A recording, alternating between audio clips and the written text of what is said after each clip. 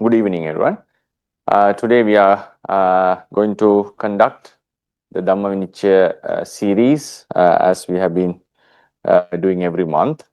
And last month we discussed some we had a very important discussion on whether the merit of offering to a living Buddha or the Buddha who had attained Parinibbana, do two merits have the equal bearings or not?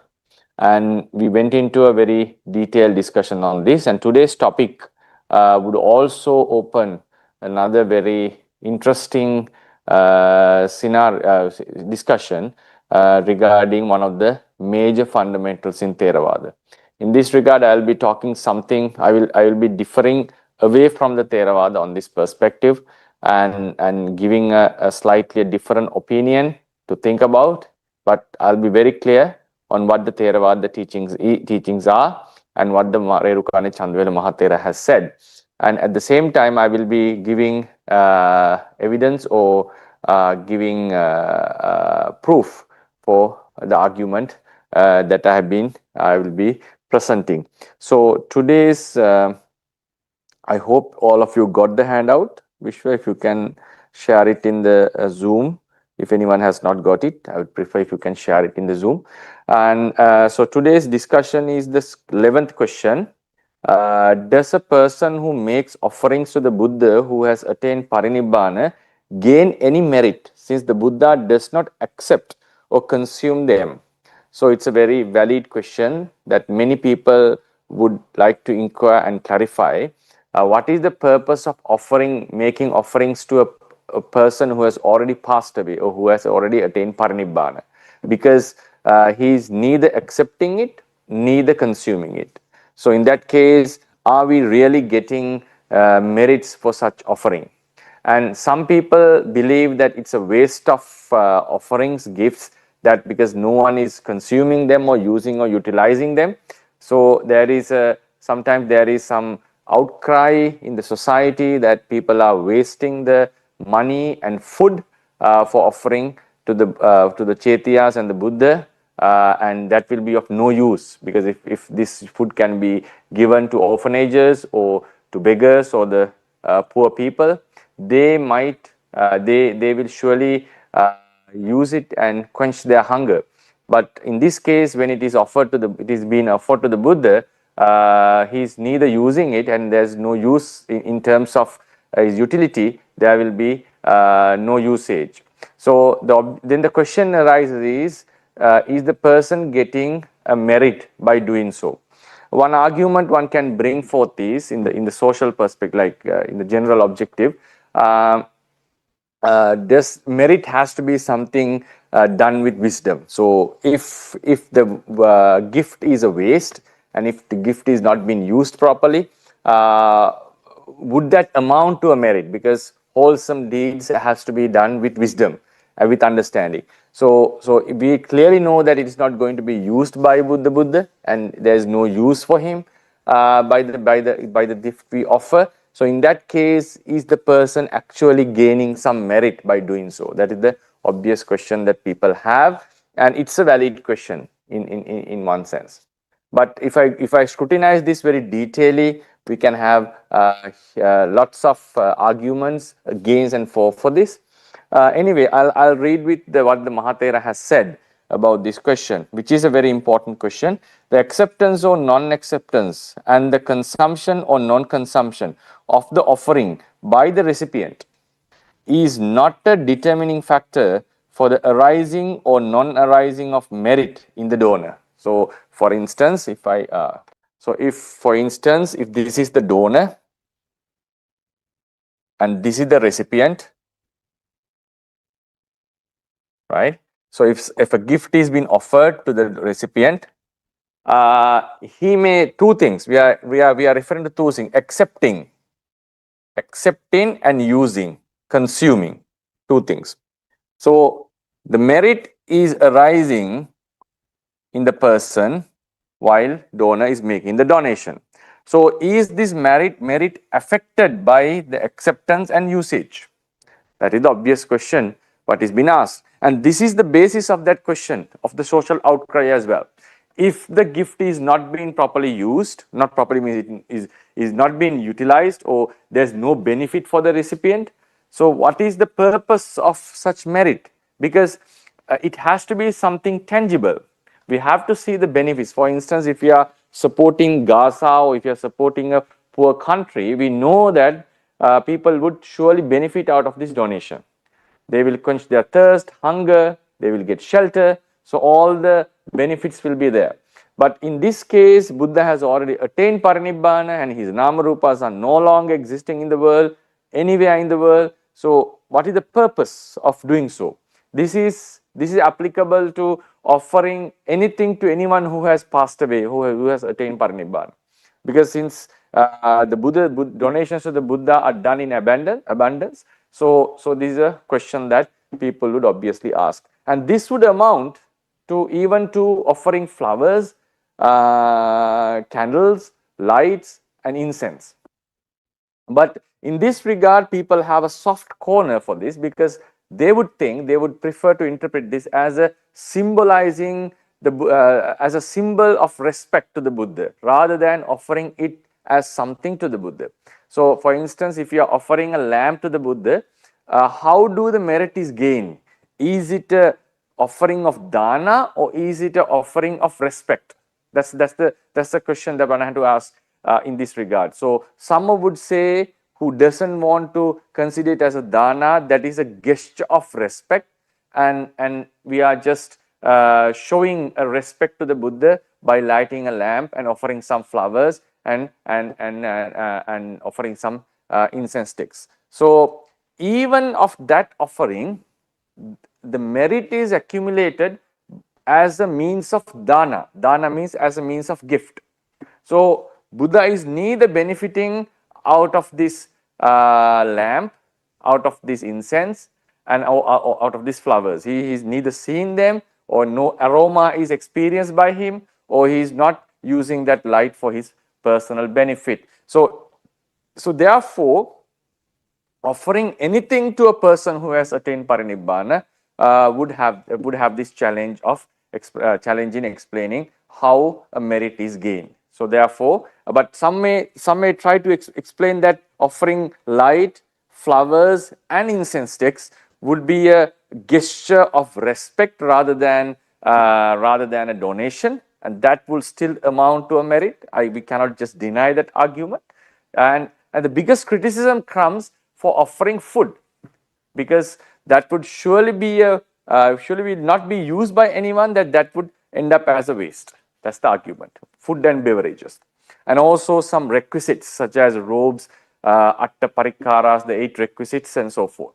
Now the thing is, the question they're asking is, if no one is accepting this and if no one is using this donation would be in vain. No one is using it. So is he getting a merit or not? Is he getting or not? This is the question.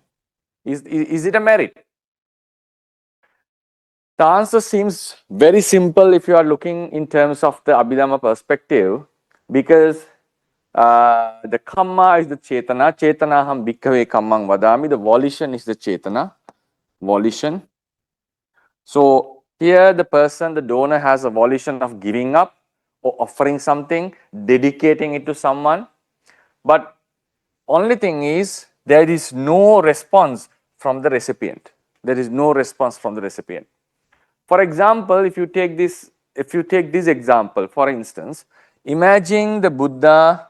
For example, if I symbolize Buddha, for instance, Buddha is sitting in a meditative state where he has no like sensitive to the senses. He's not aware of what is going outside. He's not sensitive to the sound, neither sensitive to the color, or he doesn't know who anyone has come in front of him. Imagine he's in the attainment of cessation, Nirodha Samapatti, and while Buddha is in the Nirodha Samapatti, someone comes, for example, you comes and offers a gift to him. Then now it's been dedicated to the person. Buddha is neither accepting it is neither using it. Imagine he was in Nirodha Samapatti for 7 days, because you can last for 7 days, as the literature says. Now, after he woke up, he may utilize it, he may accept it, right? Or he may just neglect it, doesn't matter. There are all the possibilities. Now, the question is he getting a merit while he is making the offering? The obvious answer of anyone who knows Buddhism would be yes, because I'm dedicating it to the Buddha. This answer is based on the fact that Buddha is alive. He is alive. So therefore, while I'm dedicating, he's alive. So he's adding an extra component to his argument, saying that for a donation to be valid, the person has to be alive. Person has to be alive. In the Theravada doctrine, when we define dana, the definition of dana doesn't have such a component, such a factor. What it says is, it should be the object, the gift should belongs to the owner, and he must give up its ownership, dedicating it to someone, either with the intention of supporting the person or as a gesture of respect, like showing the respect. In both the cases, you are transferring the ownership of this gift to someone else. This gift to someone else. That is the normal definition of the dana, of charity or giving. It doesn't have the component of a living person. It needs to be living. But someone can bring the argument and says, for a dana to be valid, the person has to be alive. For example, think about this scenario. Now, someone is offering, now someone is sending something. For example, he says, okay, this offer to the Buddha, please go and offer to him. And while imagine about an arahant, okay, I'm offering this to an arahant, this gift, this food, it's been offered, I'm offering it, please go and offer it to him. So while I'm making this offering from far away, offerings can be done in distance as well. That's how people make donations from overseas these days. So you don't need to be in person, closer in person. But there can be some change of effect if you are present with the person. Anyway, so when this donation was done and the person is unaware that the arahant had already attained parinibbana. Few minutes ago he had attained parinibbana, and the donor is not aware of it, and he is making the offering. Is he accumulating a merit?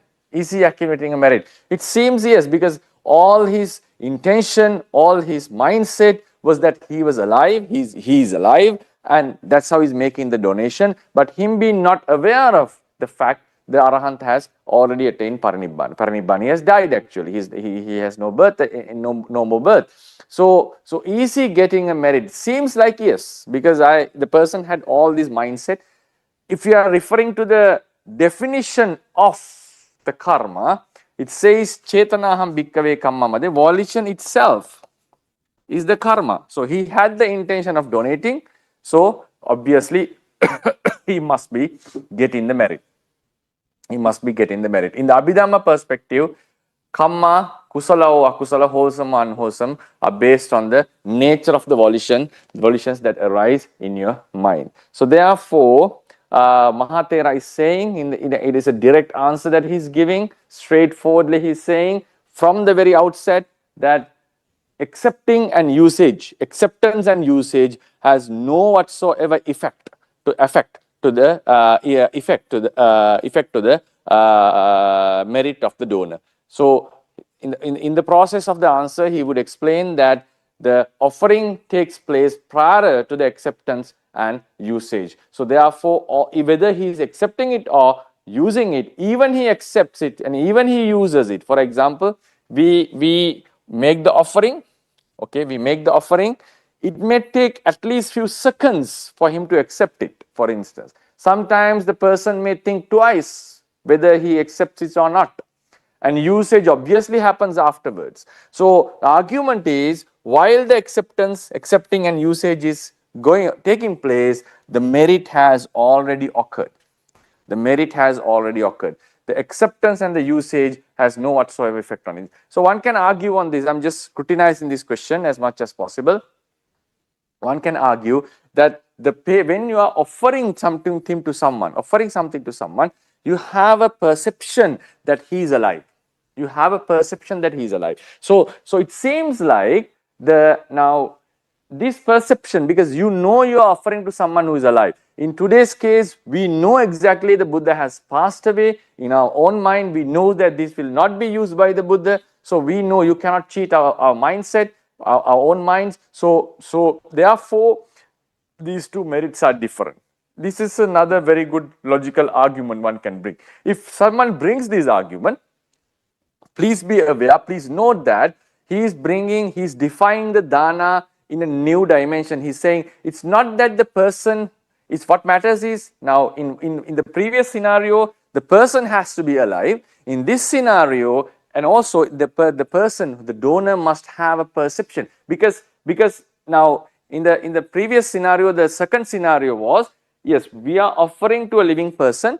In the second scenario, we are offering to a living person thinking he is alive, but while the person has already passed away, because I'm making the offering from far away distance, but while the person has already passed away, so I'm making the offering. It seems most of us would agree that there was a merit. Some may still say, no, there is no merit, the person has to be alive while you are making the merit, but some would say, most of us would say, in such a case, the merit has accumulated because I had a perception.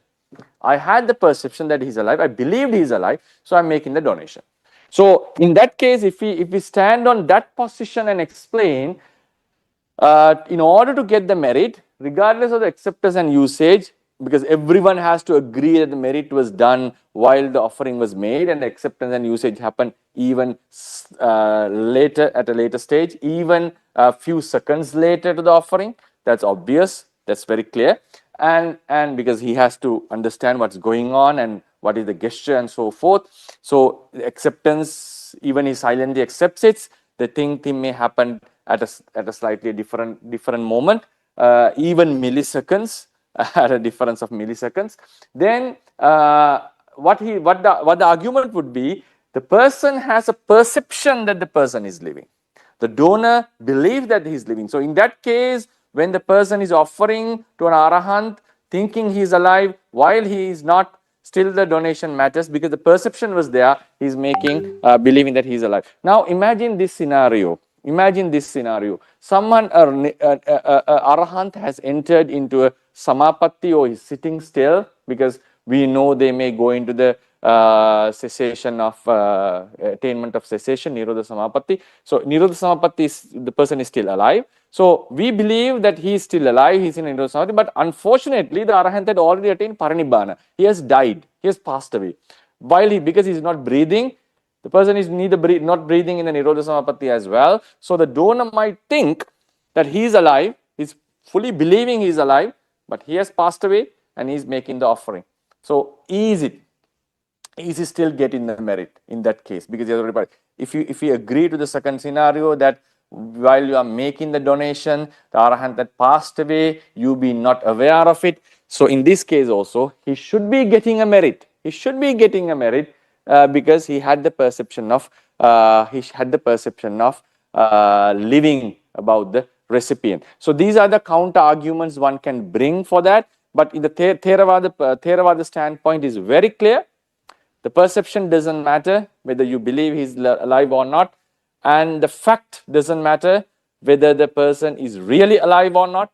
What matters is, when you are making a donation, you are arousing a volition, you are producing a volition of giving up, of letting go the possession, you are letting go the possession of the gift that you had, and you are offering it to someone and dedicating it to someone. So the thing is, acceptance and usage has no whatsoever effect on the volition. It's already accumulated by your own intention of donating. So that's what the Mahathera is saying. The acceptance or non-acceptance and the consumption or non-consumption of the offering by the recipient is not a determining factor for the arising or non-arising of merit in the donor. Moreover, these factors do not cause any increase or decrease in the level of merit acquired by the donor. Merit arises within the person who performs the act. It is not something that comes from outside. Merit is not coming from outside, it's arising within the person. So when the thoughts of donation is happening, that's the merit is done. But it's not, now imagine now someone thinks that I'm making a donation while you're not making a donation. That doesn't amount as a real donation. The thing is, even though it's something internal, he has to make a sacrifice, a bodily or verbal attempt has to be there. Some kind of sacrifice, some kind of dedication has to be there. Some kind of true transferring of the possession of the gift has to be there. So it has to be something real. It's not just imagining that you are making an offering and producing such thoughts. No, it has to be like a person has to dedicate something. Some physical thing has to be dedicated. Or either if he's giving Dhammadana, he has to teach something.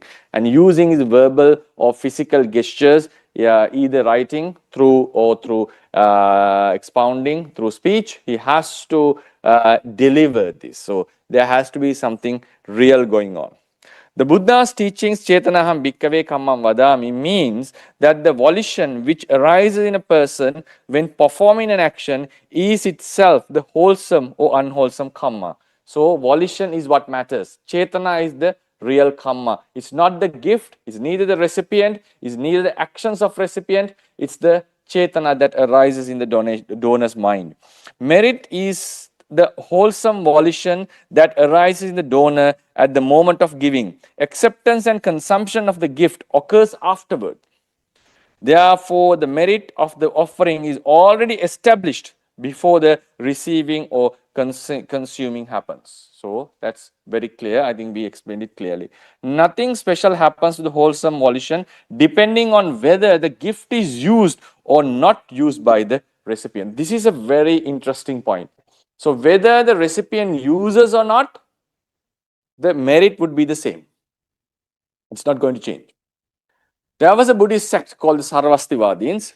They held to the opinion that if my memory was correct, Sarvastivadins, one Buddhist school, at least one Buddhist school, I'm pretty much sure it was Sarvastivadins, they held to the idea that if the recipient is consuming the gift that is given, the donor's merit increases. It's a very interesting suggestion, interesting fundamental that they have in the Abhidhamma. I'll repeat again. According to the Theravada, if you're offering me a robe as a monk, as for a monk, after you have offered me, whether I use it or not, whether I give it back send it to the storeroom or give it to someone else, whatever it is, if I'm not utilizing it, if I'm not using it, like your merit doesn't increase. You're not getting a merit. You do get a merit, you do get the merit, but if I'm using it, if I'm utilizing it, if I'm using it for my comfort, or I'm meditating or using it for my spiritual purposes, your merit starts to increase. Your merit starts to increase. According to Theravada, no. When you have offered something to me, whether I use it or not, the merit would be the same. According to Theravada, it would be the same. According to other tradition is, if I'm using it, my merit increases. My merit. So Theravadian says, I think I made a mistake in the previous statement. Theravadian's idea is, if you are using, if someone is whether someone uses or not, the merit would be the same. They are very clear on this fundamental. But for the others, like Sarvastivadins, if the receiver is using the merit, using the requisite, utilizing it, then the merit increases. The merit increases. So, and if he's destroying it, doesn't mean the merit would go down. Merit would remain as it is. But if you're utilizing it, it would increase. And when you look into this, I'll talk about, I'll have a very interesting discussion on this based on the time that we have. So I'll just explain what the Theravada point of view is. According to Theravada, it doesn't matter if you, after you have offered, whether the recipient uses it or not, it is not going to affect the merit of the donor. Similarly, nothing detrimental happens to the donor's merit for offering something to the Buddha simply because the Buddha does not consume it. If a donor maintains the same mental attitude when offering to the living Buddha and to the Buddha who has attained Parinibbana, then the resulting merit is equal as expressed in the teachings. Tittante nibbute chapi same chitte samampalang. Whether the Buddha is alive or has attained Parinibbana, the same mind brings same result. It's a very famous fundamental. And we discussed something against this. Against means like we clarified this fundamental in the last previous lecture. We said even though offering to a living Buddha and a Buddha who has attained Parinibbana are in the same category, then in the same category you have made a Buddha puja, but the merit, the level of merit should differ. What was the argument I brought? I brought two arguments for this. You can make the sacrifice, you can sacrifice your life thinking or wishing to be a Buddha to a living Buddha, and also in front of a Chaitya, imagining that's the living Buddha. But in the two cases, the merit would come into fruition, becomes accomplished only when such a merit, a dedication is done to a living Buddha. Because that merit comes into completion and would result or would lead the person toward the Samma Sambuddhahood. He would make him destined to be a Samma Sambuddha only when the merit is done to a living Buddha at his presence, not at his distance even, at his presence. So that's why I said making a donation from far away, one can easily argue. I'm not giving a exact statement on this because it's a very bold statement if you make, because a Mahabodhisattva making a sacrifice, if Sumedha had made the sacrifice while staying in Himavanta, in the Himalayas, while the Deepankara Buddha was in the city, would his donation come into accomplishment, and would it be destined to be the Buddha one day? It seems not. I'm not in a position to give an exact answer. In my opinion, it seems not. So it shows that if the person is at your presence, the merit seems it's getting increased. So that's why paying respect to Mahacheti from far away and going there and paying respect, in that if that fundamental makes sense. So if one can argue you are accumulating merit by going there. I'm not talking about that scenario. For example, you happen to be there for some reason. You were going somewhere else and you saw the Mahacheti. Okay, I'll pay respect to it while being at its presence. And you are doing the same merit, similar merit from your home. Is the merit different or the same? Seems like there is a difference. Seems like there's a difference. So the next point I brought is, now we offer to a Arahant thinking that he has emerged from the Nirodha Samapatti, imagining a moment that he got emerged from Nirodha Samapatti, and we are making an offering with a pleasant mind. And at the same time, a person offering to a Arahant who has just emerged from Nirodha Samapatti with a pleasant mind, he would, according to Dhamma, he is going to get results in this very life, for sure. That's how the Dhamma says. So, and we are obviously saying, we obviously know that making such a donation to a passed away Arahant is not going to result in such a way. What does it mean? The presence and the absence of the person does make sense, does make an effect. It makes a difference. So, Tittante Nibbute Chapi, in our opinion, in my opinion, should be explained under, so the two arguments I brought are very powerful and very strong, and they should not be taken slightly. So therefore, because they are very important two fundamentals in the Theravada teachings, so this statement has to be interpreted. It seems like it has to be interpreted saying that yes, they are in the same category. Whether you are offering to the living Buddha or whether you are offering to a Parinibbutta Buddha who has already attained Parinibbana, they are in the same category, but within the category there is a difference. There seems to be a difference. Otherwise, a bodhisattva would be able to accomplish his abhinihara kusala, making the sacrifice to Mahacheti or to relics of the Buddha. The commentary is very clear here on that point. No, it cannot happen. It has to take place in front of a Buddha. The argument given is now he has to make the prophecy. Yes, he will make the prophecy, but he become destined not after the prophecy, before the prophecy. So before the prophecy, it's taking place. So what seems like, the explanation seems like there is a deficiency of the merit. There's the deficiency of the merit when you are making the offering to the relics rather than offering to a living Buddha. So anyway, so we talked about this statement in depth. If someone is new to the lectures or if someone has forgotten, I ask you to refer to that, which is in the YouTube. And then very nice argument is brought here by the Mahathera. A very nice argument is brought here. This is about Queen Mahapajapati's offering to the Buddha.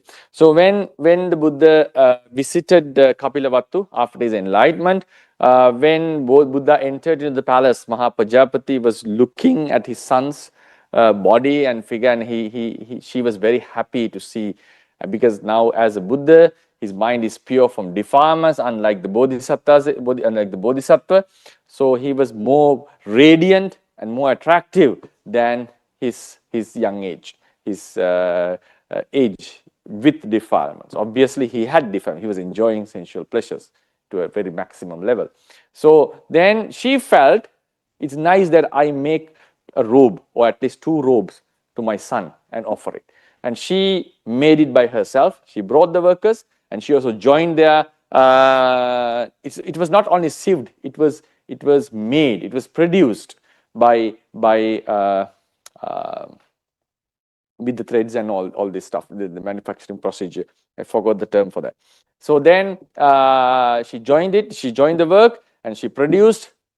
She produced two robes, and she informed the king Suddhodana that she's going to offer it to Buddha, and Suddhodana arranged a very nice procession for her to go there, and then she went to the Nigrodharama and she offered it to the Buddha. Recently I had the opportunity to visit Nepal for an ordination for 4 days.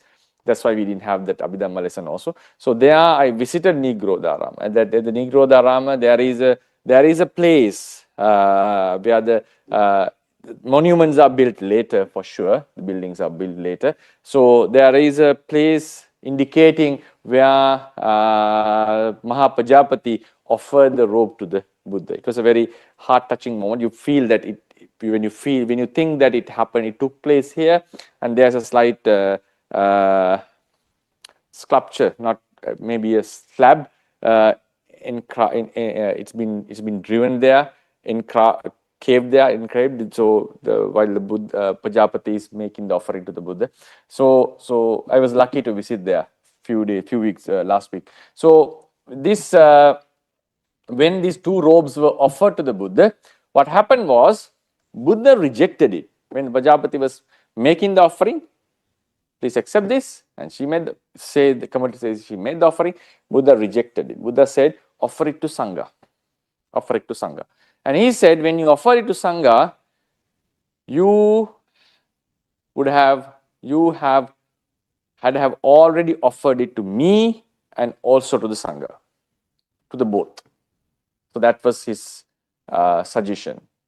Mamancheva pujito hoti, Sangho cheva pujito mamancheva. So both me and the Sangha, both are offered when you make the offering to the Sangha. So some believe that this was said because Buddha also belongs to the Sangha, which is not accepted in the Theravada tradition. They say, no, Buddha is a different person, Sangha is different. Obviously, it has to be different because we have three refuges, Buddha and is one, Sangha is one. Buddha is neither included in the Sangha. He's the master, he's the founder, he's the teacher, he's the leading figure. Sangha are the disciples. So Buddha should not be included in the Sangha by any means. That's clear. There is offering made to the Sangha led by the Buddha, but still the Buddha is prominent. Buddha is different from the Sangha. There are many factors to say that. I'm not going into that detail.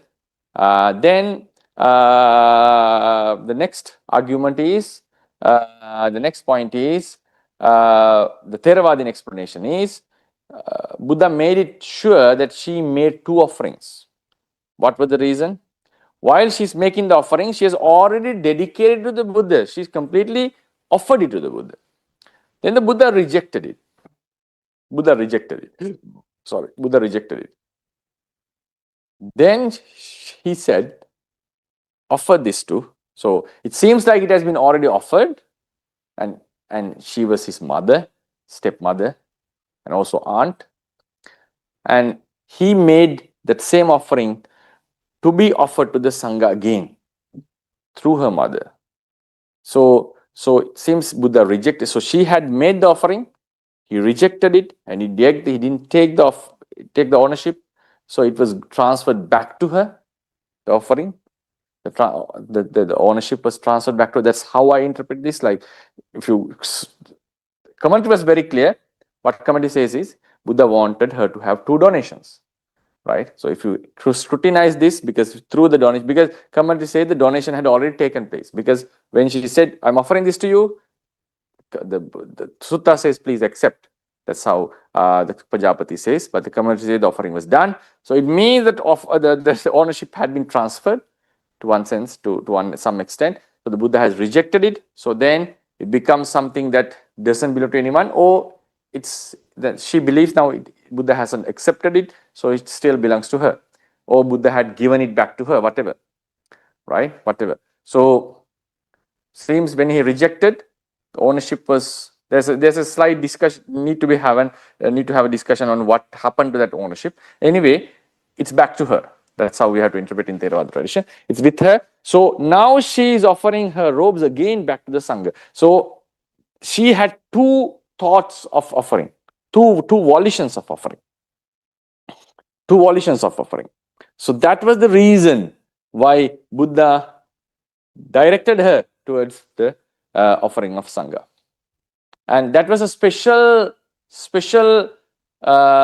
support or a support given to her mother, because normally when something is offered to the Buddha would not do that to other donors.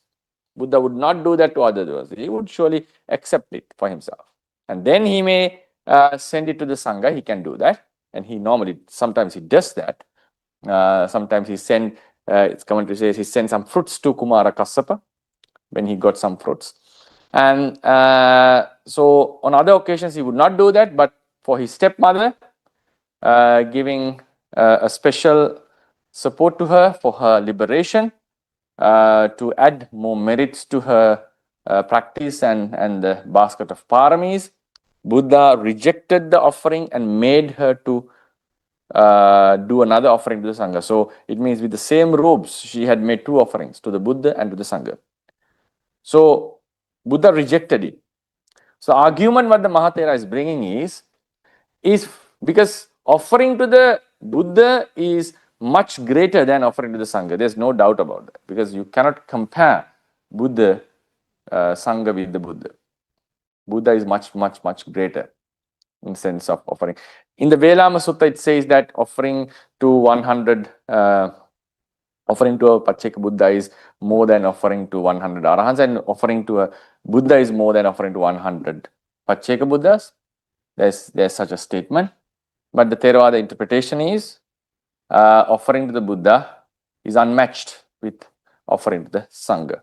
So because he is a person who has accumulated all these qualities for 4 Asankhya years and 100,000 eons in the minimum level, and he has gained all these qualities, and he is a supreme being, and we are all disciples. Even Sariputta is compared very low compared to the Buddha. So even offering to the whole Sangha would not amount of a Buddha puja. Therefore, the argument is, when we base our argument on that fundamental, if the Buddha didn't accept it, if the acceptance and usage has some effect on the volition, if acceptance and usage has some effect on the volition, by rejecting the donation given to the Buddha by Pajapati, he is doing great harm to Pajapati, because offering to the Buddha is the param of foremost merit one can accumulate, rather than offering to the Sangha. So he is directing her merit towards the Sangha, because according to that theory, when he has not accepted, when he is not using it, the merit was not gained. Merit was not. So that is the one type of argument that people bring. If the requisite is of no use to the recipient, are you getting a merit? So shouldn't we apply this to the Pajapati's case? Because the robe was offered to the Buddha, it was no use for the Buddha, and Buddha didn't accept it. So she is not getting the merit in that sense. And she is getting the merit because she offered it to the Sangha. And she is getting the merit for offering to the Sangha. So offering to the Sangha is a lower merit compared to offering to the Buddha. So then Buddha is not supporting Mahapajapati, his stepmother. Instead, he is degrading the merit that she was planning to do, and that was a donation that she prepared specially for her son. So one can interpret this in many ways in order to remove the attachment and so forth. You can start interpreting it because you have the will to do that, you have the freedom to do that. But I'm talking specifically based on the fundamentals and as it has been explained in the Theravada teachings. So the argument is, so he would not do that to decrease the merit of Mahapajapati if the accepting and using is a factor for this merit to increase or to be powerful or to gain, at least in the first sense. In the first place, he would surely accept it and even use it rather than directing it to the Sangha. The explanation is, since acceptance and using has no whatsoever effect on the merit, when Pajapati is donating it, she has already donated it to the Buddha. She had already got the merit. Now, the ownership has been transferred. It's back to Pajapati, and she is offering it back to the Sangha. So she is making two merits out of the same gift. Because Buddha didn't accept it, and she had the opportunity to offer it to someone else. I know this seems a little bit strange when you look into this with the objective mindset. That is how the Theravadins explain this explanation. That is how the commentaries say this. So that's what the Tamahatera's argument is also, based on that. When Queen Mahapajapati offered a pair of robes to the Buddha, he declined the offering and instructed her to offer it to the Sangha. Instead, Sanghe Gotami Dehi Sanghe Dinne Ahancheva Pujito Bhavisami Sangocha. Would the Buddha who perfected the paramis for over 4 asankheyas and 100,000 eons, out of boundless compassion for all beings, do anything to harm the merit of his own stepmother? Indeed not, certainly not. At the moment Queen Pajapati offered the robes to the Buddha, she had already acquired the merit of giving. The Buddha's refusal did not diminish that merit because she had already accumulated it. When she later offered the robes to the Sangha, she obtained additional merit for that offering as well. The Buddha declined the original offering precisely so she would gain that extra merit of giving to the Sangha in addition to the Buddha. And it was that's the privilege she had, being the mother or who took care of the Bodhisattva while he was young. Thus, the Buddha refused his mother's offering, knowing that her merit would remain unharmed, regardless of whether the robes were accepted or consumed.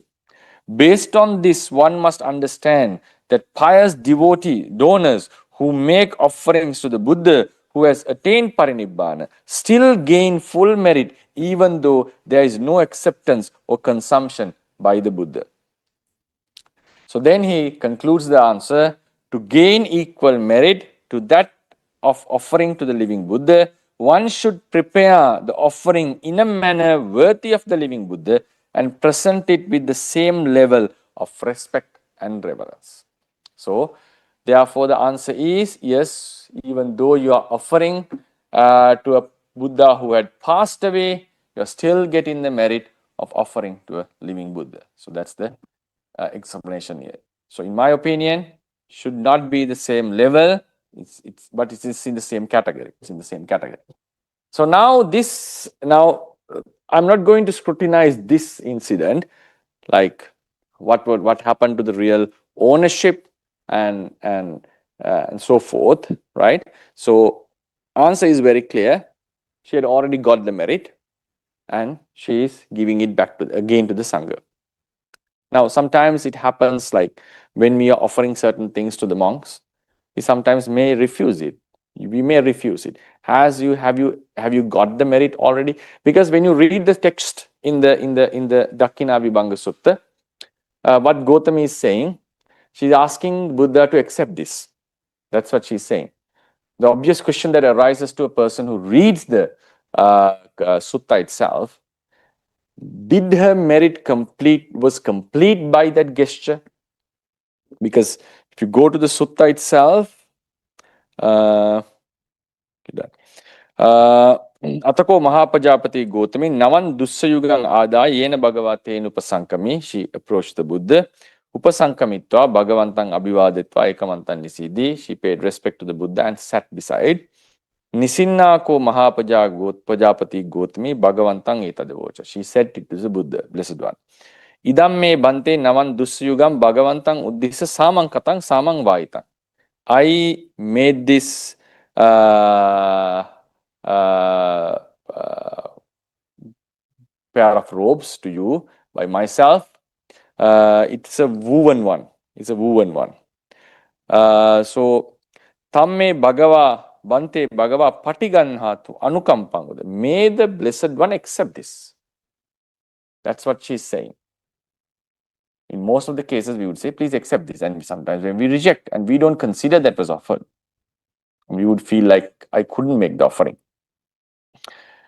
So in most of the cases, we would feel as when someone is offering, like saying this to someone, may you accept this. So is it the donation complete?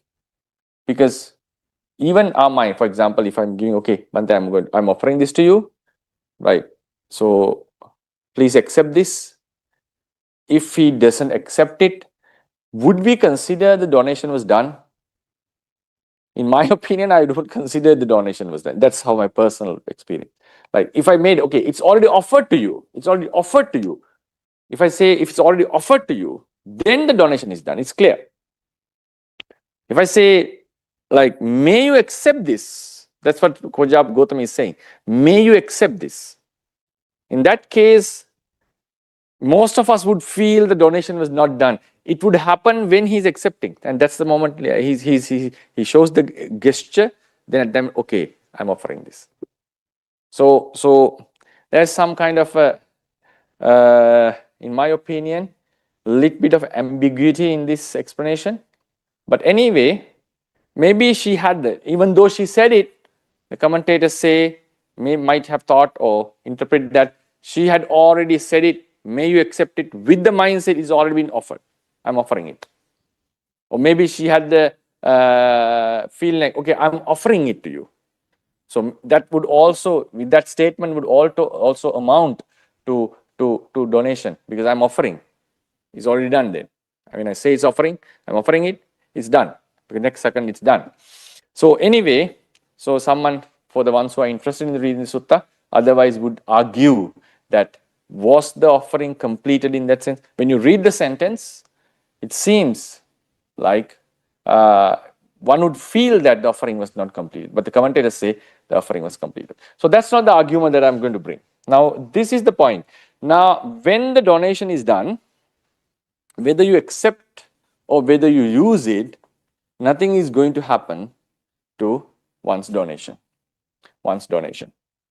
Then, for the donation, this seems okay because the definition itself the very definition of donation means donating something. Donating means giving up the ownership, dedicating it to someone. It's something that has to be done solely from the donor side. Donating means giving up the ownership and dedicating, or giving up the ownership and dedicating it to someone, giving its possession to someone. So you can use it as you like. That's the gesture, that's the understanding of a donation. That's the very meaning of a donation. Now think about killing. Panatipata. Killing. There are 5 factors for killing. In order for killing to be accomplished or complete, to be a kammapata, there have to be 5 factors. The thing which is being killed has to be a living being, otherwise you cannot kill. Cannot kill a tree, because biologically you can kill a tree. Conventionally you can kill a tree. In terms of Dhamma, you cannot kill a tree because trees are non-living, because they are not produced by the karma. Then you cannot kill a person, anything in the computer game while fighting, or in a war game, because it doesn't have a living. You cannot kill a computer in that sense. Only it has to be a living being. Then the one who's killing, the killer, should have the perception that this being who will be killed, or whom I'm killing, is a living being, having the perception of living being. This is something lacking in the dana. In the dana's case, you don't need to believe that the person is alive. You don't have the perception of person is alive. One can bring the argument and bring a new definition for dana, but if you are explaining this based on the Theravada point of view, no, there's no such a perception. Then in the killing, yes, there's a perception that the person knowing that person is living, the being is living. Then there should be an intention of killing, the killing intention. Then the strategy, you have to use a strategy way to employ a certain strategy, verbally or physically. Pure mentally, you cannot do killing. It can go to the level even uttering mantras, doing black magic and killing someone. Still, it's counted as killing. Then there should be a strategy based on that intention, and that strategy should be driven by that intention. Then the being has to die. These are the 5 factors. It has to be a living being. I'm not going to write it actually. The living being should be a living being, and the killer should know it's living, and there should be an intention of killing, and there has to be a strategy, or there has to be verbal or physical activities driven by that intention, and the living being has to die. These are the 5 things. Has to die. Now, the important point is, a very important point, based on this is another very important fundamental, which I'm a little bit reluctant to accept in the Theravada doctrine, because I'll tell you why it is. When this killing thing is happening, in order to complete the killing, the being has to die. The being is not dead. Killing is not complete. What is the problem emerging from this statement? We all know when we shoot at someone or when we hit someone, death happens at least after a few seconds, or it may take few hours, or it may take few days, and sometimes it may take few months through injury. Now, the actual action, the chetanaham bhikkhave kamma, the kamma is the chetana. Yes, we have to respect this fundamental. The killer, chetana, it's a very interesting discussion. Please give your attention very thoroughly. Chetana to kill, killing chetana. Strategy is employed, and it's the victim. And imagine the death happens after some time, maybe a few days. While the death is taking place, Now, this is the Theravada argument. While the death is taking place, the killer may be sleeping, or he may be doing a donation. He may be offering something to the temple. Okay. He hit an animal to a rat, and rat suddenly somehow escaped, but he was severely injured. And then I went to the temple and making offering of Buddha Puja. While my mind is wholesome, the killer's mind is wholesome, the rat dies. The question that arises, when is he accumulating the merit? When is he accumulating the merit? Is it when the victim dies at that moment, or while the strategy was employed, or while the strike was given, or when he hit the victim? Because Chetana occurred at that moment. While the death is, maybe the killer is regretting, maybe killer is trying to help the victim, maybe he's meditating, whatever it is, okay. So when is he accumulating the demerit? When his akusala was done? According to Theravada explanation, it's done. It's completely done, not partially. That's the point here. It's completely done when the strategy was employed at this moment. Kamma was done when the striking was given. The striking was given. The strike was given. This is the point. If the victim is surely going to die, if the victim is surely going to, it's destined to die, the karma is accumulated while the person was hit. Seems like the commentators were on the opinion there are only two options. Either the victim may die or may not die. We can bring another scenario. At this moment, victim's death is not certain, but later on, due to some factors, it became certain. This third possibility is not discussed. If it dies, it means he was destined to die even at the moment of the striking. If he's not dying, he was destined not to die. Sometimes we can have a scenario. He was going to die, he was about to die, but some intervention came and he escaped, he survived. This is also not been discussed. Because in that case, it's a complex situation. Now, he's going to die, surely going to die. It was a fatal blow. So I must have accumulated the karma. But somehow someone intervened and saved him. So is my karma going back or is removed? That's the problem. And then I gave a fatal blow. He could have been saved, but for some other reason, the rescue team didn't come or whatever happened, and then he died. So when am I going to get in the karma? So according to the Theravada explanation, Chetana arose while the striking happened. So karma was accumulated. In its full scale, in its full-fledged form, karma was accumulated while the striking was given. Regardless of the moment of death, even it happens few years after, the person has accumulated the karma while he gave the striking. This is applicable to monkhood as well. This is mentioned in the third parajika because killing a human is a parajika offense. One loses monkhood by killing a human.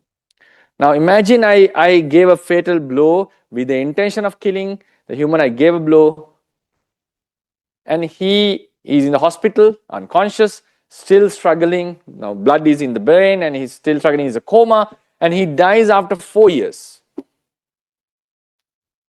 When am I becoming parajika? When am I becoming parajika? Would I become parajika when he dies? Or am I becoming parajika when I gave the strike?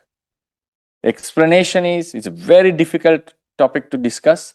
Explanation is, I became Parajika. If he is going to die, even after 4 years, I became Parajika. I lost my monkhood. I loses my monkhood when I gave the strike. And if I happen to die before these 4 years, for example, I died after 2 years, and I die as a Parajika monk. Now put this into change the scenario and put the mother, a monk is killing his mother, whatever reason, hitting his mother, trying to kill, and she dies after 4 years. And the monk dies after 2 years. She had not died yet, but she's about to die. In that scenario, this monk or the person, whoever is dying, having committed matricide. He's a matricide. He has killed his mother and he'll be born in the Avicii. The reason is, the argument here is, if you are saying the actual karma is done at the moment of death, at that moment, maybe the person is with a wholesome mind. Why? Maybe he was sleeping. So is he committing murder or killing while sleeping? Is against the teachings, right? The Chetana itself is the karma. At that moment, he didn't have a Chetana of killing. So karma has to be accumulated, has to be done at the moment. There's no argument in it. No one can argue against that if someone is respecting the Buddhist fundamentals. This is the moment karma was accumulated. Was it accumulated? The problem is, was it accumulated in its full form at that moment? Now, the thing is getting more complex. Sometimes there are various modes of killing. Someone can kill by digging a pit or making a trap. So in that scenario, when is he getting the karma? Now imagine someone set a trap in the forest to kill an animal, or maybe to kill a man, kill a human. He's making a trap. And he goes home and he's sleeping, he's enjoying with his friends. Maybe he's meditating or doing some merit, listening to Dhamma talk. People, hunters also can listen to Dhamma talk and do merits, right? There are many stories of that kind. And while he is listening to Dhamma, in the forest, some animal got trapped and died. When did he accumulate the karma? According to the fundamentals, it has to be the moment he made the trap. It had to be the moment he dug the pit. The questions are there. Did he commit while he hit the first strike or digging, or when it was completed? Okay, I'm not going into that details. Okay, it can get very complicated. So anyway, when he has finished the pit, when he has finished the trap, yes, his intention was to kill someone. That is the Chetana. That is the moment the Chetana arose. We cannot argue against that, because that is the strategy. Strategy was to set a trap. And killing happened, death happened after some time. So karma has to be accumulated while the trap was made. Now, think about this scenario. Someone is making a trap or making a pit. Imagine, may anyone die who comes here. It doesn't matter to me. Or maybe any arahant would come here will die. Any samana would die. Okay, any monks. Then, maybe after, because pits can remain for years, after 200 years, 500 years, arahant walks on that path and falls and dies. It happens after 500 years. And that arahant was not born when the trap was made. The person has dug it with the intention of killing any samana, any human, any arahant, whoever. Okay, the perception was clear. Even he had the intention of killing any animal, any living being, the karma would still become anantariya, that's clear. It's very clearly mentioned by the Buddha. So now what happens is, according to this theory, the person has accumulated the karma while he has dug the pit. Even it happens, now this is the moment, the time scale, this is the time. Digging the pit, digging happens at this moment. Death happens after 500 years. And it's an arahant.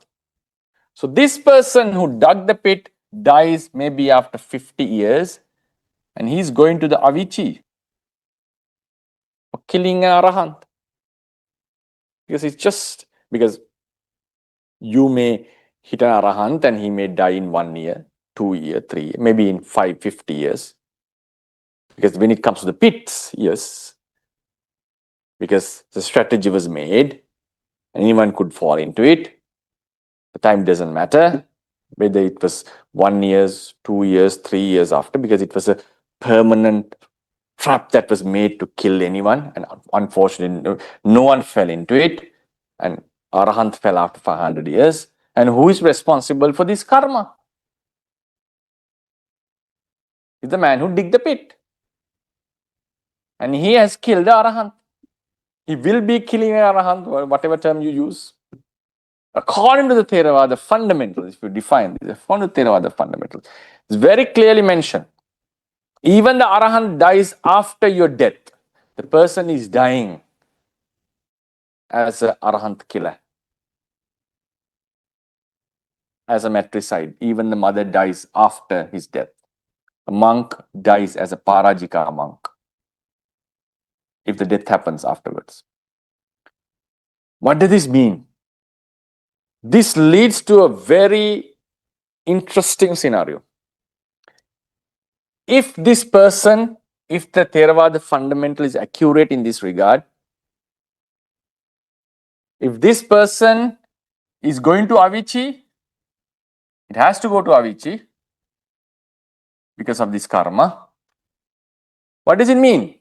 This Arahant's death was predetermined. Why he went to Avicii? Because otherwise, if an Arahant is not dying, it's really unfair, right?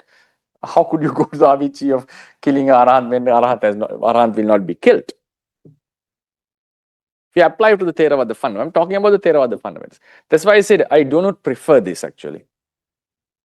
What happens is, this is an implicit, in my opinion, it's an implicit expression of doctrine of determinism.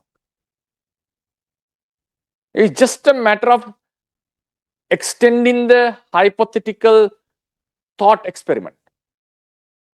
Just extend it for 1,000 years, because it would happen after a few moments. Yeah, it's clear. You shoot someone, he dies after a few moments, few seconds. No one would argue that. Yes, then it happened, and obviously murder was done. And if someone asks, when did the murder occurred? While shooting, that's the karma. And no one is going to examine it thoroughly. But imagine now, if this happened after a few years, after death happens after a few years, and if the murderer dies before the death, has he already accumulated the karma in a full-fledged scale? Yes, karma was done, but has he done the karma? If that was his father, is he a patricide? Is he patricide? Is he going to the Avicii for that? Is the father, while the father is still alive in the hospital?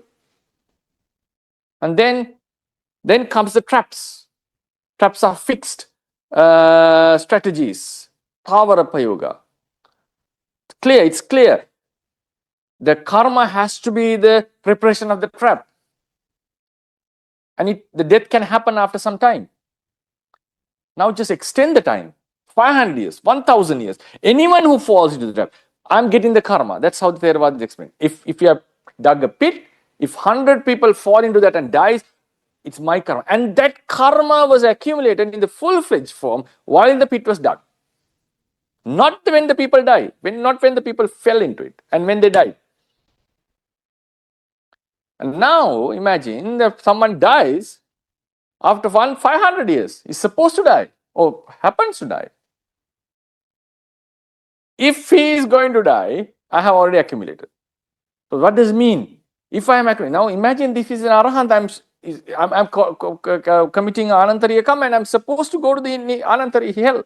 So what does it mean? That arahant's fall and death is destined already, has been destined. So this shows, this statement opens the path, in my opinion, is an implicit, not explicitly, implicit expression of determinism in this regard. How do we get out of this? Is Buddhism determinism? Is Buddhism advocating determinism? My personal opinion is no. Otherwise, all this doesn't make any sense. There are many, I can argue for that in many ways based on the literature itself. And none of us would prefer to go into a deterministic doctrine. I know that, because it means otherwise our next destination is already fixed. Whatever you do, you are sure to go to that realm. You cannot change it. That's determinism. That's called hard determinism. Things are either determined, things are either random, or things can be changed based on the will. So what we believe in Buddhism, in most of us believe in our lives, whether you are a Buddhist or not, even the ones who believe in God-centric religions would not think that everything is determined. Even the God has the divine foreknowledge, they would still act in a way that future is not determined or destined. Because if everything is destined, life doesn't have a purpose, right? But this statement, this slight statement saying that karma was accumulated while the killing or the shooting was done, not at the moment of the death. It's not just saying he accumulated the karma, it's saying the full-fledged karma was accumulated while the shooting was done. It's an implicit expression of determinism. If you extend this theory, and it's just a matter of thinking broadly. It's not very difficult to grab this point. Because if 500 people are supposed to fall into it after 1,000 years, he has already accumulated killing. 100 people falls in 5,000 years. He has already accumulated killing of 100 people when the pit was dug. Theravada is very clear on this.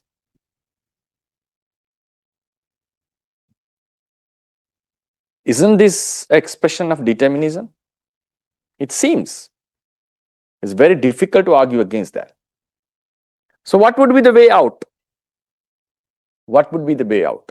The only way out is, because you have to accept that Chetana was accumulated while it was done.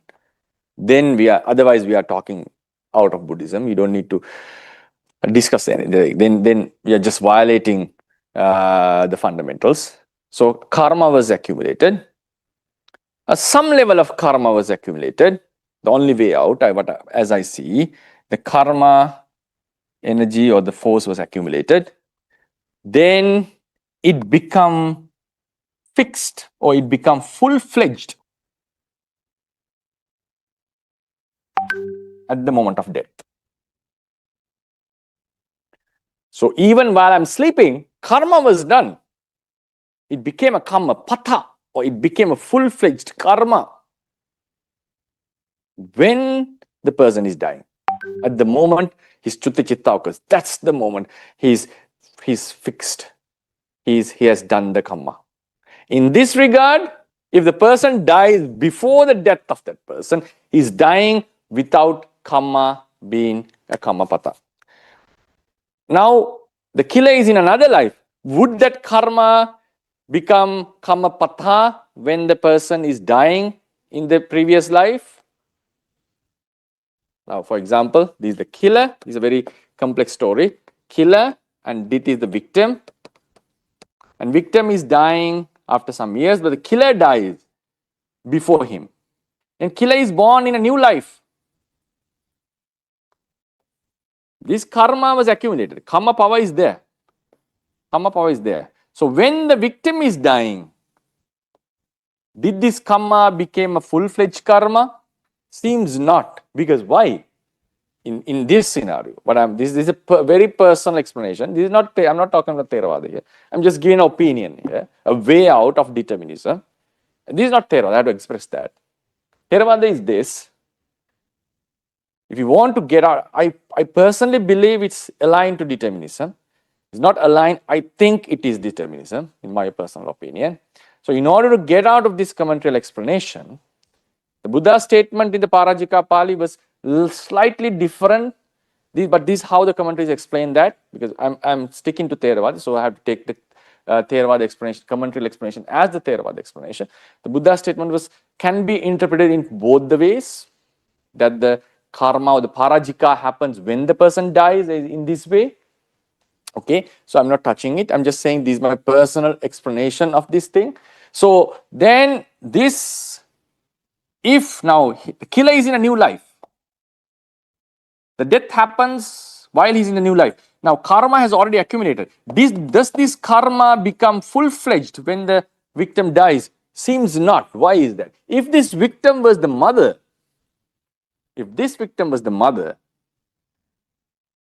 dying of his mother means karma becoming full-fledged, means it's becoming anantariya karma. It's becoming anantariya karma. So anantariya karma was, so he's committing anantariya, he's getting anantariya karma in the next life. It seems not very impractical. So it seems like, according to this theory, if the person dies before that, this karma doesn't come into a full-fledged nature. So it's a new life, but the karma can be some increasing or decreasing of the karma, but it doesn't become a full-fledged karma, because only the karmas that were done in that specific life, it has to happen within that specific life. So this is a very, very fragile theory. I know that. But in this case, you can get out of determinism, because even though Arahant falls 500 years later, Arahant may fall or may not fall. That's the point here, because it's not determined already. May fall or may not fall. So as long as it didn't happen during his lifetime, he is not committing any anantari. He may be still continuing. His karma may increase or decrease to some level because of that death, but it's not going to make him a Arahant killer and make him destined to be born in the Avicii. Why is that? Because this thing, a fall of an Arahant or anyone after 500 years, may happen or may not happen. May happen or may not happen. So someone shoots at someone, still it's not determined whether he will die or not. Interventions can happen. He may be saved, but I have still accumulated, the person has accumulated karma. It's not full-fledged. It's still pending. Pending means it hasn't come to the Kamapata level yet. If for some reason we are able to save him, then it remains in his karma level. But for whatever reason, unfortunately, if the person dies, then this turns to be a Kamapata. Then there's a practical thing here. Practical. Now imagine I, as a monk, give a fatal blow to another person, a human, to kill, and he's in a coma state, or he's in a difficult state. Seems he may die or may not die. Both the chances are there. Still going on for 3 years. How are the monks going to deal with me? Because according to the Theravada commentary, if he is going to die even after 5 years, I have already become a Parajika monk. So for the coming 5 years, because I'm also not certain whether he'll die, because we don't have divine foreknowledge. We don't have the knowledge in seeing the future. So what is the decision? How the Sangha is going to decide on me? Am I a Parajika monk? Am I going to, should I disrobe? Then some would say, go and meditate and think. Oh, I don't think those are very practical stuff. Because we have to have exact statement, exact decision. Because is it going to happen? So does it mean that when I meditate, if my meditation grows, that person is not surely not going to die? Can we come to such a statement? And that is going to be a huge type of theory. It would be because if you are getting out of determinism, he may die or may not die. But according to the commentaries, the possibilities are there. In the commentaries, no, there's no possibility. Either he will die or either he will not die. It's not that he may or may not. Even if he is certain to die or not, how the other monks are deciding on me, it's a practical issue. Would the Buddha put us into such a situation that the Sangha cannot decide on these things and the person himself is in a big dilemma here?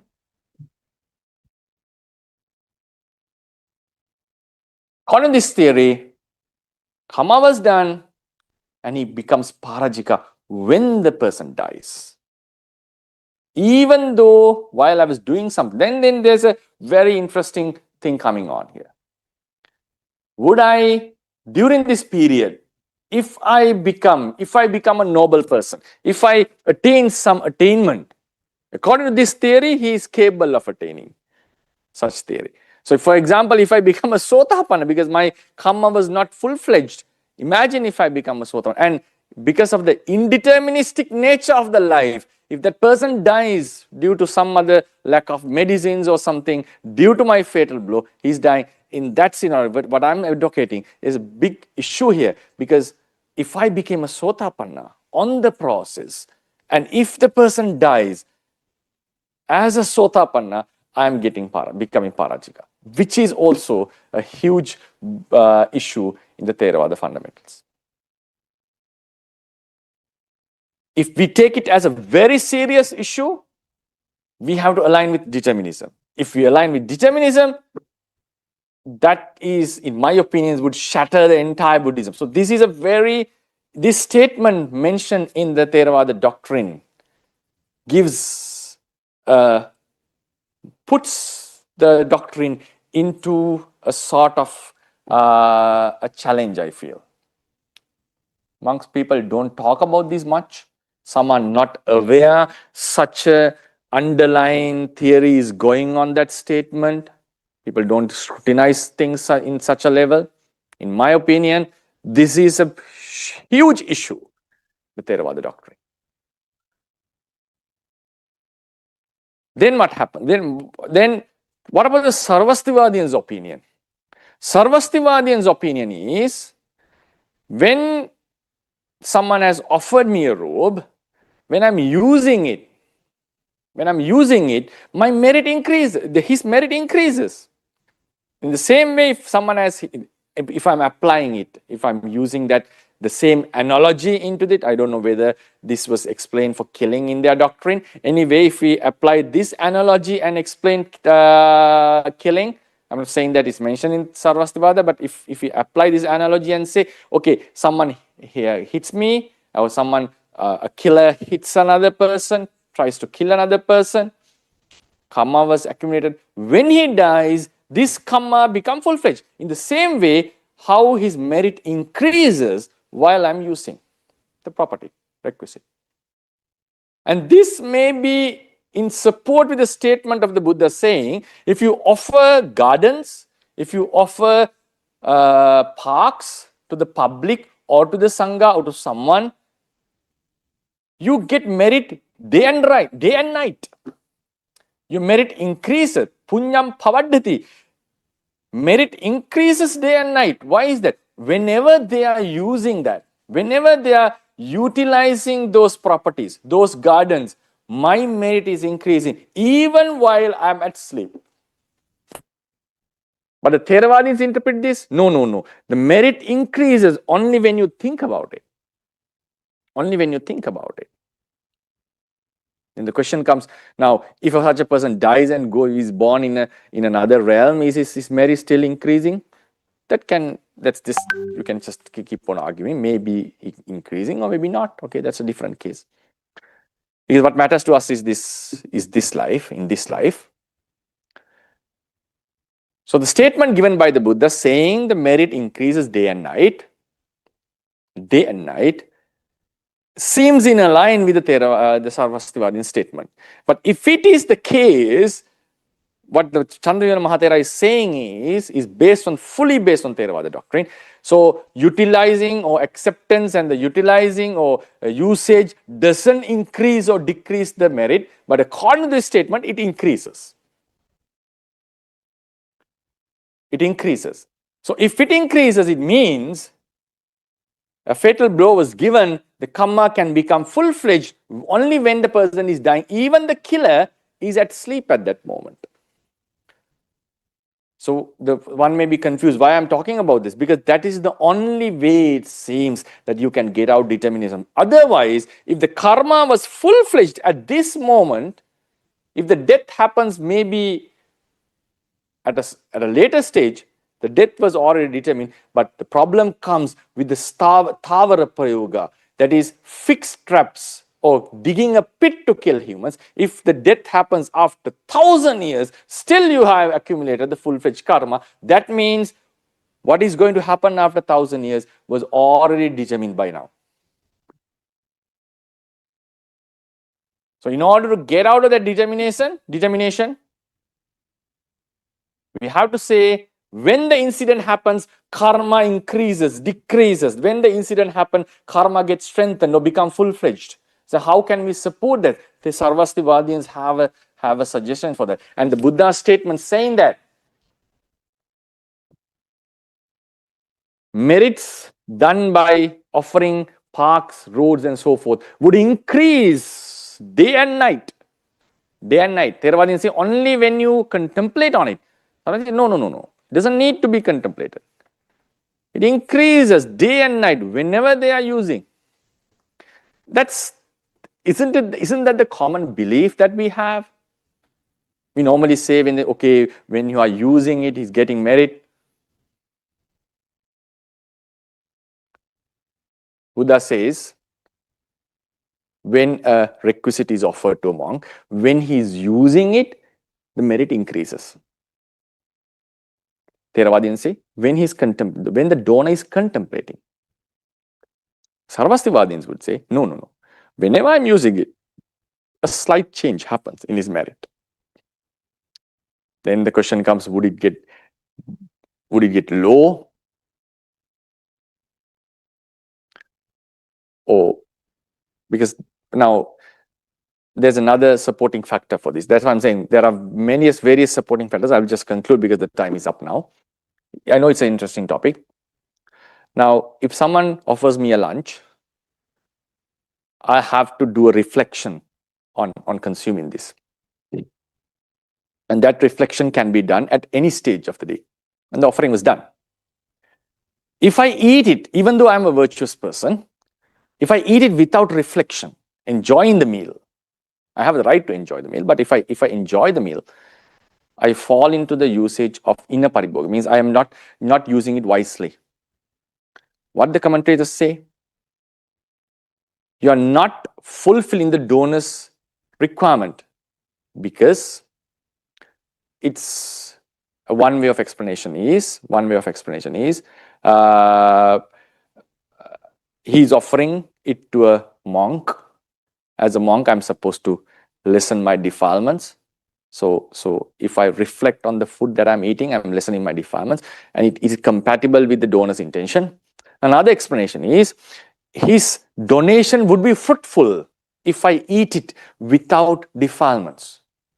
So isn't it that according to the previous statement, that was the explanation of Theravadians, what the Mahathera has been explaining, isn't it that the donation was complete while he made the donation? Whether I'm eating it with reflection or not doesn't make any sense. doesn't make any difference. Then why is it that reflection thing has been mentioned? Why it is mentioned that we are supposed to make the donation fruitful by reflecting? And that reflection can be done at any stage of the day. Even I have finished it before night, I can do the reflection. Still, I'm okay in that sense. So, isn't it that with my reflection, his donation is getting fruitful? So, these are the points that we need to consider in this. The final argument for this is, in Vinaya, we have a very nice explanation on whether to whom the ownership is belonging. For example, I give this thing, saying to a messenger, saying that I give this to Venerable Tissa. So on the way, the messenger monk thinks, okay, I would like to take it. Not with stealing, but out of trust to us, because both of them are friends. So if I gave this to the messenger monk, saying that give this to Tissa, to whom the messenger must have trust in taking. Because if you want to take something, you have to trust that person. Only then it's a valid taking. So in that scenario, he has to trust me because it's not still given, even though I said give it to Tissa. In the other case, if I say it's already given to Tissa, please give it. It's already given to Tissa. On this scenario, the messenger has to trust Venerable Tissa if he's going to take it, not me, because it's already given. In the first scenario, I'm telling, give it to Tissa. So he's on the way, he has to trust me. But now, imagine if this was a donation, it's a valuable gift. Imagine it was a very valuable requisite that I'm giving, I'm getting great merit. The question is, when am I getting the merit? Am I getting the merit while he's offering it to Tissa? No, maybe I was sleeping at that time. I'm not having any chetana at that time. My merit was accumulated while it was given. So, in that case, if I say give it to Tissa, why is he supposed to keep trust on me if the donation is already done? Because according to Theravada teachings, because while it is being offered, maybe I was doing some akusala or doing something wrong or I was sleeping. Surely I'm not getting any merit at that time. So obviously I have done the merit at this moment. But the dana, if the dana was complete at this moment, if dana was done at this moment, complete at this moment, why is when this messenger is supposed to keep trust on me? Because dana means is the ownership has already been transferred. So in that scenario, he must be keeping the trust on both the occasions on that person because it's donated already. But Vinaya says you have to keep in the first scenario the person has to keep trust on me. So it seems it's not full-fledged yet. The dana was not complete. Even though I had the dana chetana, only when he is accepting, it's given to him, then the dana is complete. One can argue in that way. But this is not Theravada. This is just, I'm building a different theory on this. So therefore, with all these suggestions, so if you think about it in that shed of in the light of shedding on that light on the light of that scenario, when Pajapati was making the offering to the Buddha, did the merit was completed? Still one can argue, he already gave it. So the merit was completed. So he didn't accept it. So had he used that, then the merit would have increased according to this theory what I'm suggesting. But that's not what the Theravada says. But just, I don't know whether you got confused with this explanation. But what I was saying is very, according to Theravada explanation, what the Mahathera is saying, when you offer to whether to a living Buddha or to a Buddha who had already parinibbana, merit would be the same. The reason is consumption, acceptance is not affecting the merit. But what I'm suggesting is when you look into this with a bigger picture, especially with the killing and so forth, what's happening after the donation, what's happening after the strike was given does matter for the karma. Otherwise, in my opinion, we are aligning with the determinism. This is a statement, in my opinion, it's a personal opinion, based on my studies and understanding of Theravada. This statement in the commentary is saying that the full-fledged karma is accumulated while the striking was given is an implicit statement of putting the entire Theravada doctrine into determinism. So, in this case, I prefer the Sarvastivadian's argument saying that karmas do increase and decrease of how based on the utilization of the requisite. So that would be the discussion. I know it's a debatable thing, and you are free to ask questions. I think time is already up, but yeah, if you have questions, you can raise them. Yes, thank you. There was a Samanas, the time has passed. Still, we can go for questions.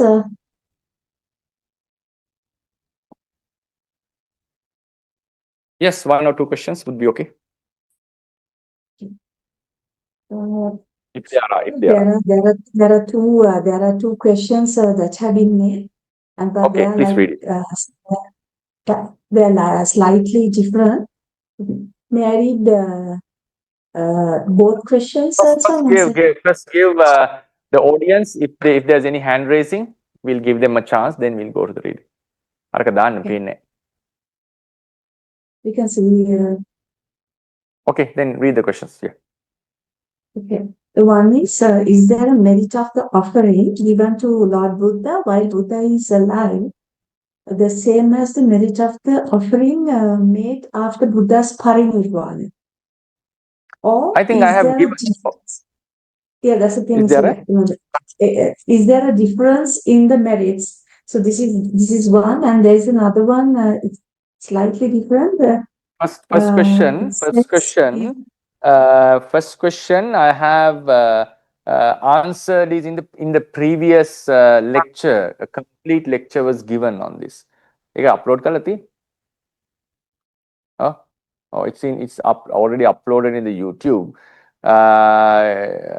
In this opinion, the answer is yes, there's a difference. So I have given you the reasons for why it is different. You can watch that in the International Institute of Theravada channel, YouTube channel, in the English channel. There's a complete video on that. And the other one is is there a merit of the making an offering to the Buddha when he was alive? It's the same thing, I think. Offering to Buddha when he was alive, the same as offering to him now that he has attained parinibbana. I think it is different. This is what it says in the inbox. Yeah, it's different. It seems it's different. It's different. Yes. Because I have given, I think I explained in the talk also as well, in the today's talk, and in the previous talk, in the talk before this, I gave a whole lecture on this, saying that why it should be different based on 2 factors: the Abhinihara Kusala of the Bodhisattva and offering something to Arahant who had just emerged from the Nirodha Samapatti.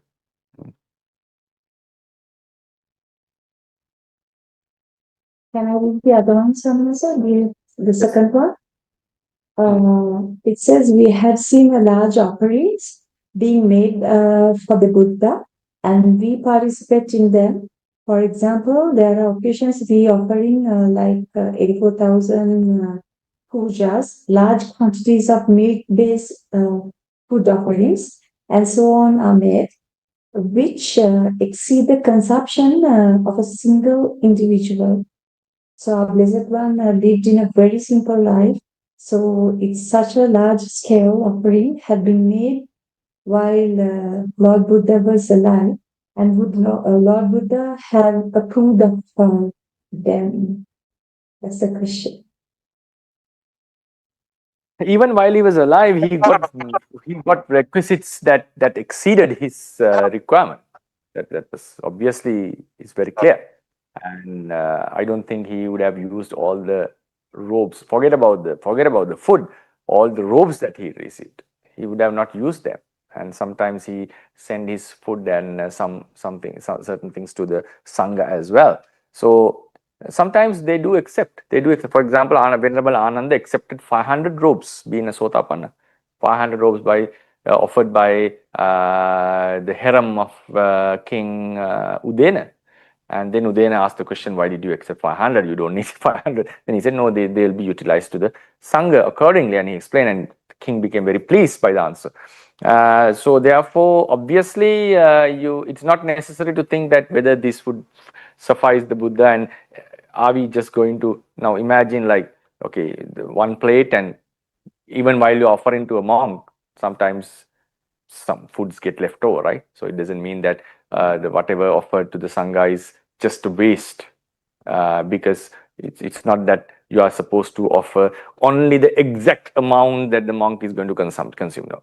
I know the question was like not about a small amount of leftovers, the huge consumptions, but it depends on the person. It depends on the person. So even if you offer the whole land to the Buddha, he may live in a certain area only. If you offer a huge meal to the Buddha, he might eat what he needs. So, but the offering was done. You can just make an offering and say, eat whatever you want. Sometimes we do such offerings to monks. You are giving a huge table of food and asking, okay, you can eat whatever you want. And we know in our minds that not the entire table would be utilized. So that's the philosophy behind that. So making big offerings doesn't violate, or it's not something done without any wisdom. That's sometimes we do normally make such offerings. So it's the receiver's decision to decide how much he's going to accept, because Buddha himself sometimes said sometimes he eats a lot, sometimes he eats a lot. So it's mentioned in the sutras that because some monks are eating lesser than him, obviously. So sometimes he eats less, sometimes he eats a lot. It depends on the day and the situation, the health, the condition of the body, and so forth. So therefore, if someone is making such a big offering, we cannot just say it's wrong because it's offered to the Buddha and it belongs to the Buddha, and he may distribute it to others. So we'll be having that question in future in a future lecture. What about the Mahathir has addressed on this? What about huge offerings? Aren't they a waste in the premises of pagodas, stupas, and so forth? Like huge offerings, a huge amount of offering of candles, oil lamps, food offerings, are they a waste? So we'll see what is the opinion of Mahathera most probably in the next lecture or the lecture after the next.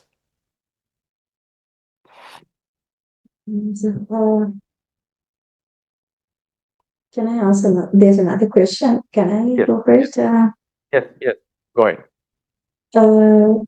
After the parinirvana of the Lord Buddha, when we give offerings, our mind knows that the Buddha has attained parinirvana.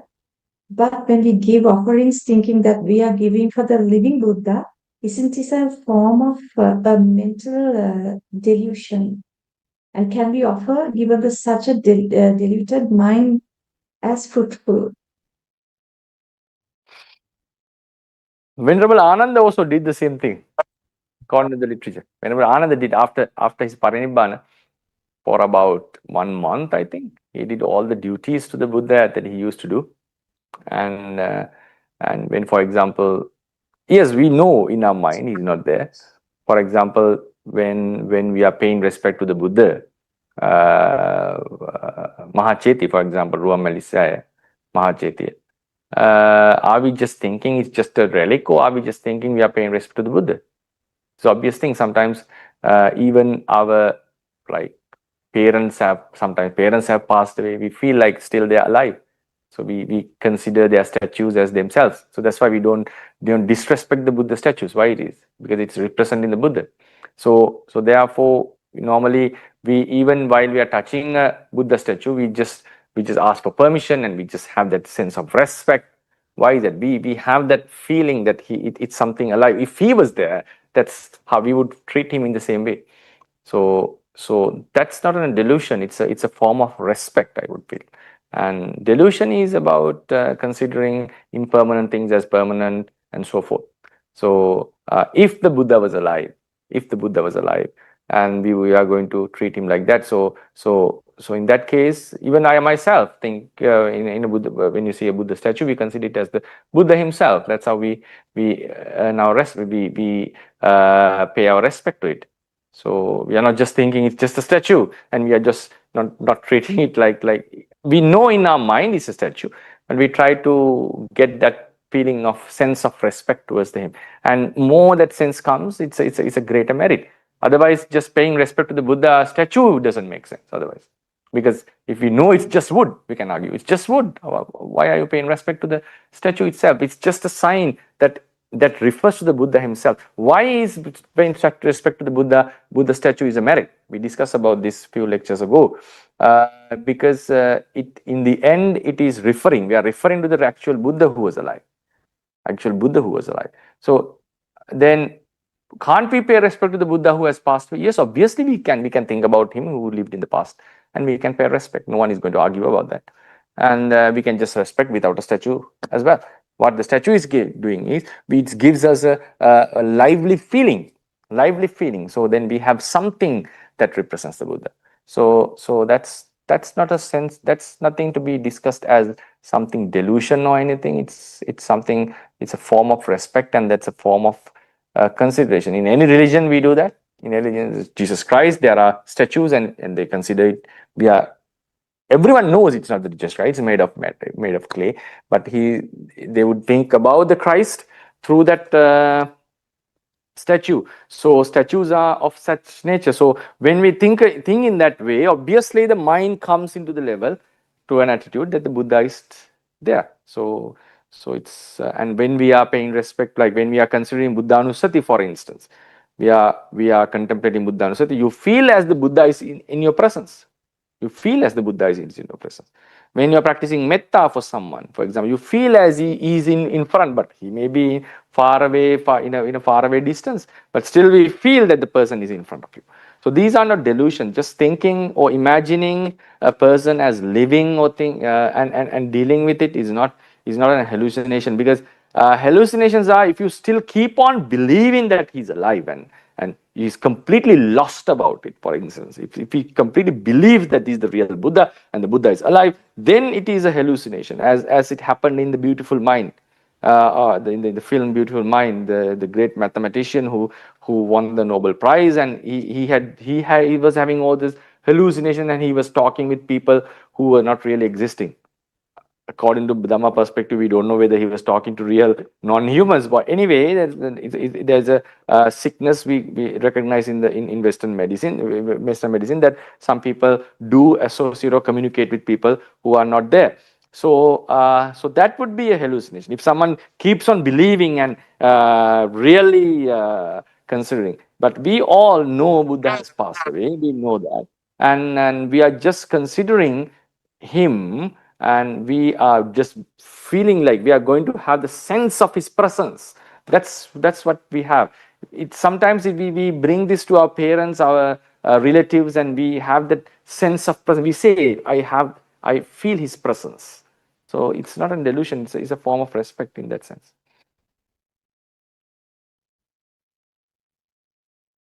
So unless I think we can end the session now. Okay then. So hope you enjoyed it. And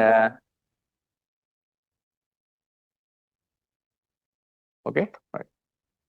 Okay, so thank you for listening. And this today's Dhamma sermon is devotedly sponsored by Mr. Miran Tarindu Munasinghe, residing in Malaysia. The primary purpose of this meritorious offering is to seek success in business endeavors and to share merits with his parents and his all family members. So I sincerely and wholeheartedly wish that may Tarindu Munasingha's, Miran Tarindu Munasingha's business work endeavors and also his family affairs members, parents, all would be successful. May everyone be happy and may he be a successful person in both the mundane and spiritual aspects of the life. And may he finally attain the nirvana as he wishes.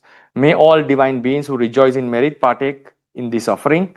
May this merit be dedicated to the Venerable Dhamma preacher and all esteemed monks who uphold and spread the Dhamma. Special merits are also dedicated to Mr. Vajira Ranasinghe residing in Switzerland for providing the Zoom app for this Dhamma sermon. May these merits also be transferred to the beloved father of Mr. Vajira Ranasinghe, who has passed away. It is on Mr. Vajira Ranasinghe's platform that we are sharing Dhamma in few sessions, in few programs.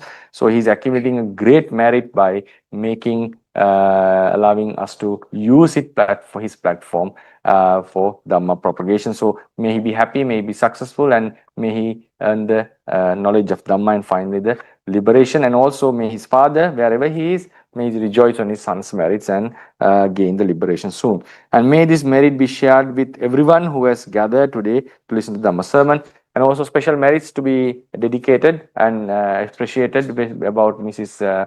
Udyani Unantanne and also Mr. Vishwa Unantanne for their dedication in spreading the Dhamma and organizing these events. So many would benefit out of this Dhamma sermon. So may all the mundane and spiritual endeavors be successful and may they be able to achieve their final liberation soon. And also special thanks to Mr. Nikesh, Prasad and Dhananjaya for organizing recording and broadcasting these events. So may all their wishes be fulfilled as well. So finally, for the ones who have everyone's beloved deceased ones who are expecting merits, maybe in this life or in past lives, may they rejoice on this merit. And ones who are in suffering, may they be free from suffering. And ones who are in happiness, may they elevate in their happiness and finally attain the final liberation. May the deities who are rejoicing on these merits, especially the ones who are protecting the sasana, protecting the world, and also this institute, may they rejoice in this merit and finally attain the final liberation. And all of you, anyone who's participated, organized and telecasted, may everyone be happy in this very life, in the following lives, and finally attain the liberation soon. So we shall dedicate the merit to the beloved ones. Idang wo nyati nang hotu sukita hontu nyatayo. Idang wo nyati nang hotu sukita hontu nyatayo. Idang wo nyati nang hotu sukita hontu nyatayo. Akasattha ca bhumatta deva naga mahiddika. Punyantang anumoditva chiran rakkantu sambuddha sasanang. Akasattha ca bhumatta deva naga mahiddika. Punyantang anumoditva chiran rakkantu sambuddha desanang. Akasattha ca bhumatta deva naga mahiddika. Punyantang anumoditva chiran rakkantu sambuddha savakan chiran rakkantu tan sada. Imina punya kammena mami bala samagamo satan samagamo hotu yava nibbana pattiya. Imina punya kammena mami bala samagamo satan samagamo hotu yava nibbana pattiya. Imina punya kammena mami bala samagamo satan samagamo hotu yava nibbana pattiya. Idam me punya kammang asavakkaya vahang hotu. Idam me punya kammang asavakkaya vahang hotu. Idam me punya kamang asavakkaya vahang hotu sabba dukkha pamuncatu.